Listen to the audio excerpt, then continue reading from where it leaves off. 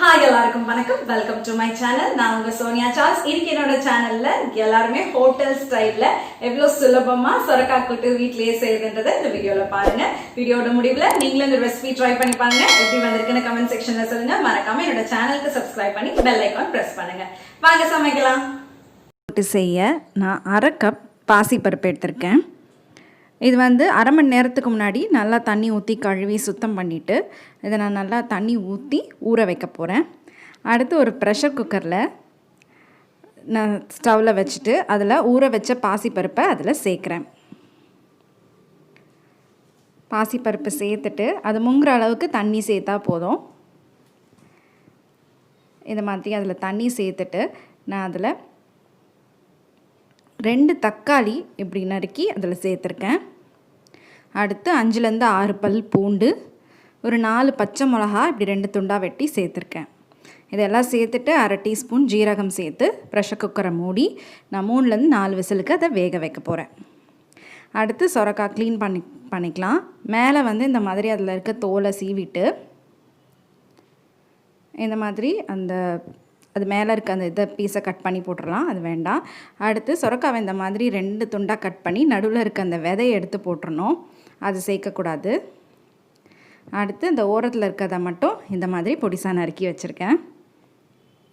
இந்த சைஸில் கட் பண்ணி வச்சுக்கணும். அடுத்து ஸ்டவ்வில் ஒரு பேன் வச்சுட்டு தேவையான அளவு எண்ணெய் சேர்க்குறேன்.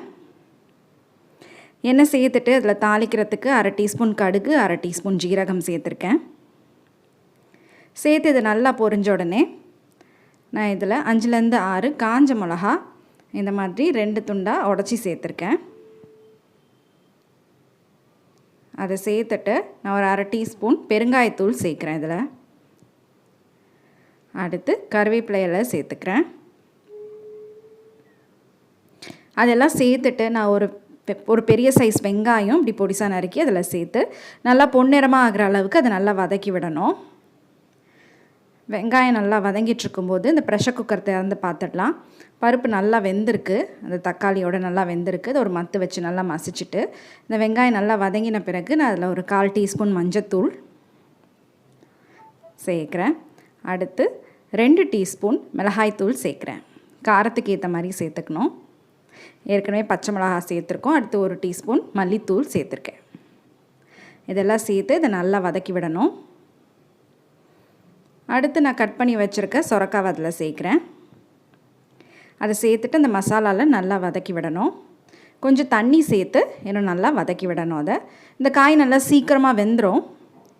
ஒரு 5 நிமிஷம் வதக்கினாலே போதும், நல்லா வெந்துடும் அந்த காய். அடுத்து நான் தேவையான அளவு உப்பு சேர்த்துக்கிறேன். உங்களுக்கு தேவையான அளவு உப்பு சேர்த்துக்கோங்க. உப்பு சேர்த்துட்டு நல்லா வதக்கி விடணும். அடுத்து காய் நல்லா வதங்கிடுச்சு. இப்போ ப்ரெஷர் குக்கரில் இருக்க பருப்பை ஓப்பன் பண்ணி இதில் சேர்த்துற வேண்டியதுதான். இந்த பருப்பும் ஆல்ரெடி ஏற்கனவே வெந்துடுச்சு. இப்போ இதை நல்லா கலந்து விட்டுட்டு ஒரு 2லேருந்து 3 நிமிஷம் இப்படி கலந்து விடணும். ஒரு 2 நிமிஷம் இப்படி கொதிக்க விடணும். இது நல்லா கொதிச்சிட்ருக்கும்போது நான் ஒரு 1/4 கப் தேங்காய் பேஸ்ட் மாதிரி அரைச்சி எடுத்துக்க போகிறேன். பாருங்கள், இது நல்லா கொதித்து வந்துடுச்சு. அந்த காய் எல்லாமே நல்லா வெந்துடுச்சு. இதில் இப்போ நான் அரைச்சி வச்சுருக்க அந்த தேங்காய் பேஸ்ட்டை இதில் சேர்த்துற போகிறேன். தேங்காய் பேஸ்ட்டு சேர்த்துட்டு ஒரு 3லேருந்து 4 நிமிஷம் கொதிக்க விட்டால் போதும், ரொம்ப நேரம் கொதிக்க வைக்க வேண்டாம். அவ்வளோதான். ஒரு 2 நிமிஷம் கலரி விட்டு இந்த மாதிரி நல்லா மிக்ஸ் பண்ணி விடணும் அந்த தேங்காய் பேஸ்ட்டை.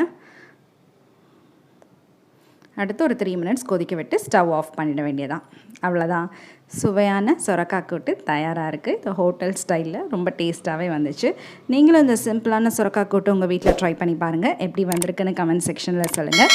மறக்காமல் என்னோடய சேனலுக்கு சப்ஸ்கிரைப் பண்ணி பெல் ஐக்கான் ப்ரெஸ் பண்ணுங்கள். தேங்க்யூ.